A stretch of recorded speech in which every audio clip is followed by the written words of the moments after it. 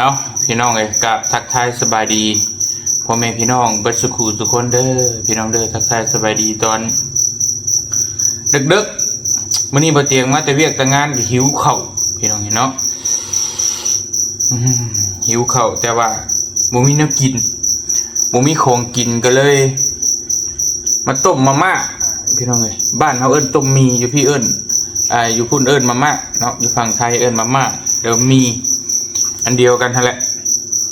พี่น้องเลยกับสิพาพี่พี่น้องมากินน้ำกันแซ่บๆมื้อนี้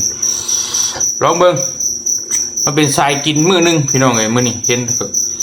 เพิ่นรีวิวจะสายกินบ่เตียงกับบ่ค่อยโมเมนต์สายกินไปแล้วแต่ก็สิทายให้พี่น้องเบิ่งเพื่อว่าพี่น้องสิหิวข้าวนำเนาะมื้อนี้ก็สิกินคำใหญ่ๆนี่แหละพี่น้องเห็นเนาะนึกถึงพี่น้องอยากนำเดี๋ยวปรับกล้องกันหัวหยุ่งหัวยองพี่น้องเลยมาลงมือเลยแล้วพอได้บอกลายยากันห้าง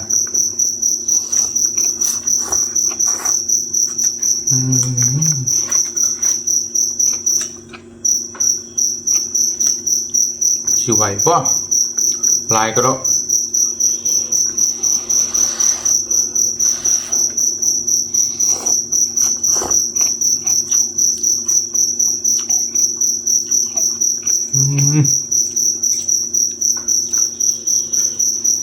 แครอทมีประโยชน์พี่น้อง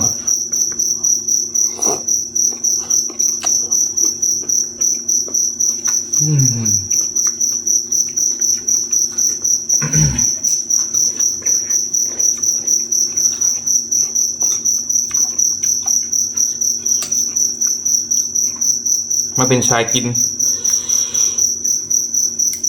ให้พี่ให้น้องผู้ใดที่เบื่ออาหารผู้ใดที่ตอนนี้กินอาหารบ่แซ่บนะกินข้าวบ่แซ่บบ่ซั่นซะมาเบิ่งคลิปบ่เตียงเด้อพี่น้องเด้อขอกินแบบตะกะนิดนึงกินแบบคำใหญ่ๆพี่น้องไ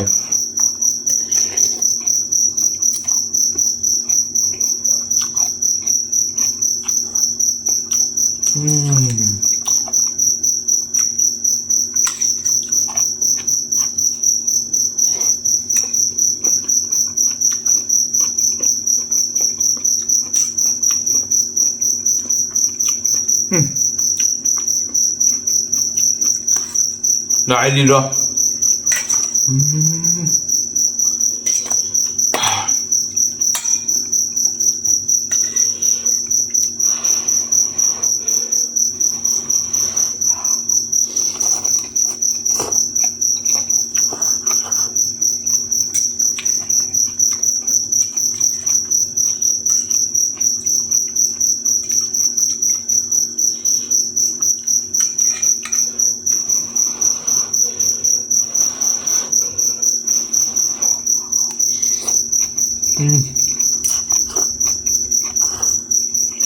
ฮะ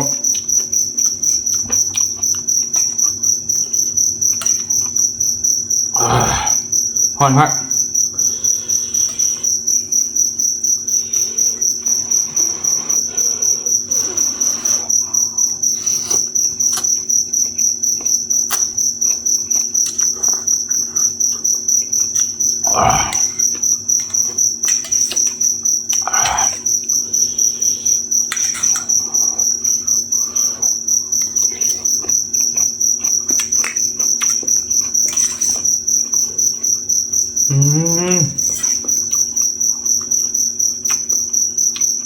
ห้องครับ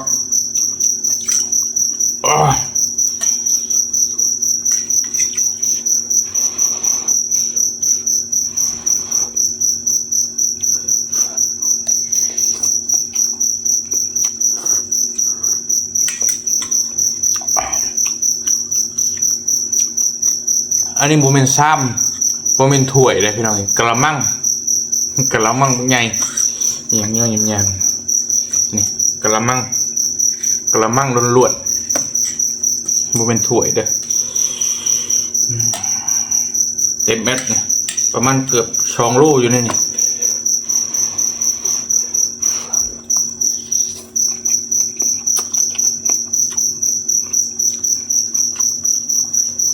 เห็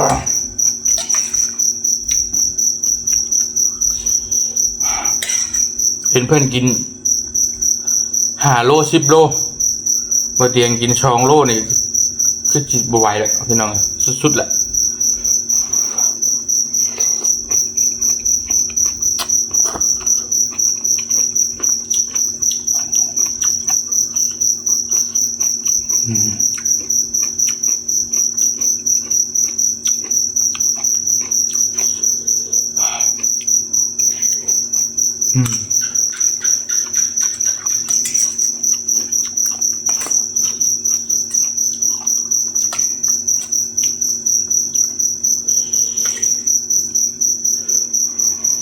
อายทวนฮอน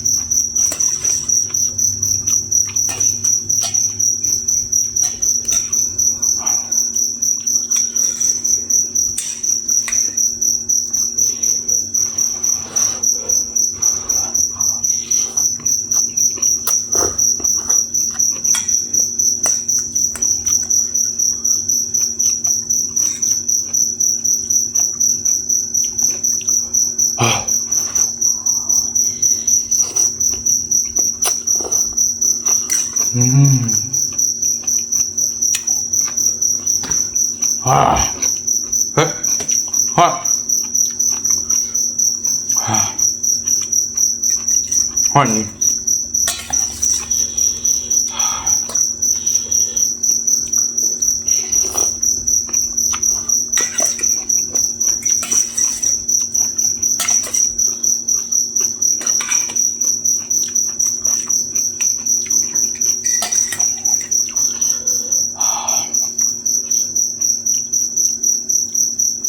พอได้กินข้าวก็แซ่บมาเบิ่งคลิปนี้เด้อพี่น้องเด้อ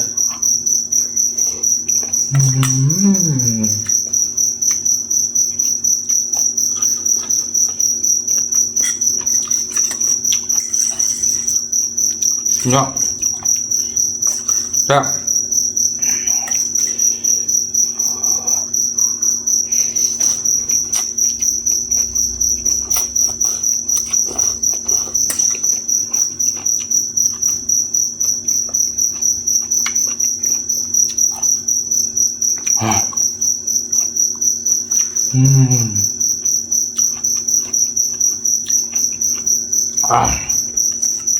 ฮอด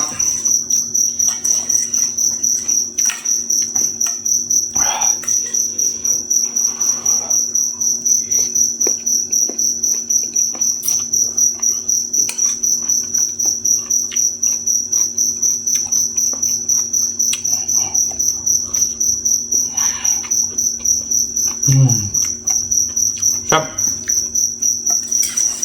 เฮ็ดเองต้มเองกินเองแซ่บแฮะแบบหิวข้าวนี่กินข้าวกับตัวเว้น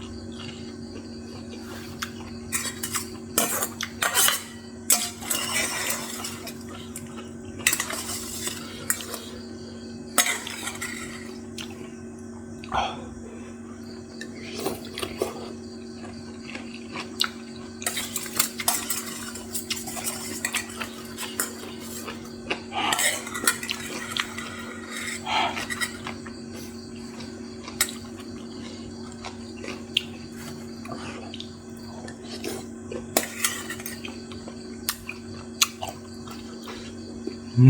มครับ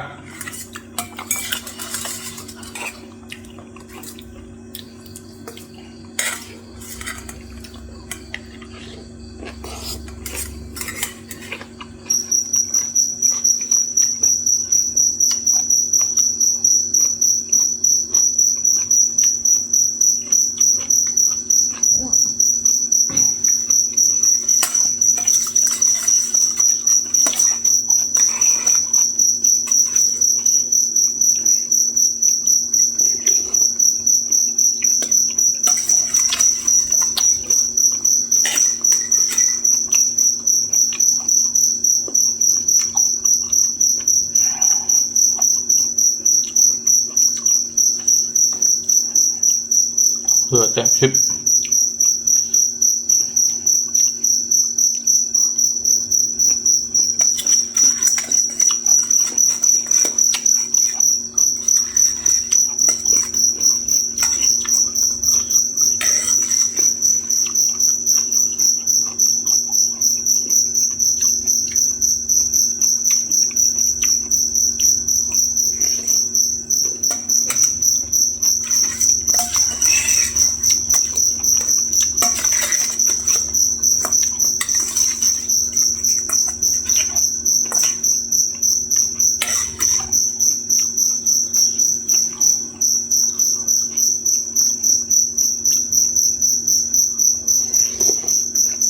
อืม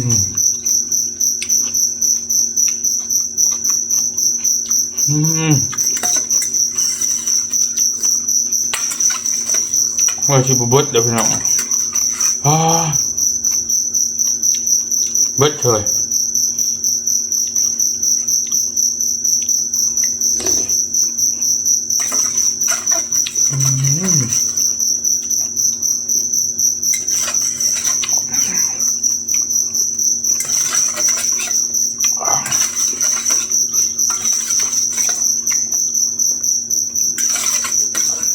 อืมอ่า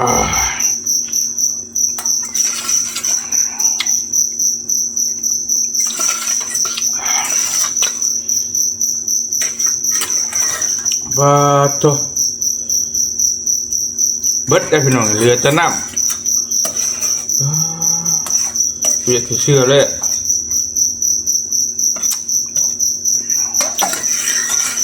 อืม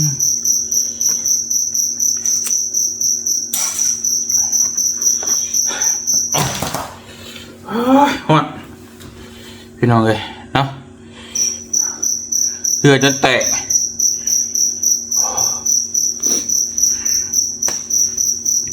เอาพี่น้องเลยเนาะเบิดแล้วเลยพี่น้องเลยคลิปนี้ก็บ่มีอย่างไรมาชวนพี่ชวนน้องกินข้าวน้ำกันแซ่บๆพี่น้องเห็นเนาะผู้ใดที่เบื่ออาหารบ่อยากข้าวบ่อยากน้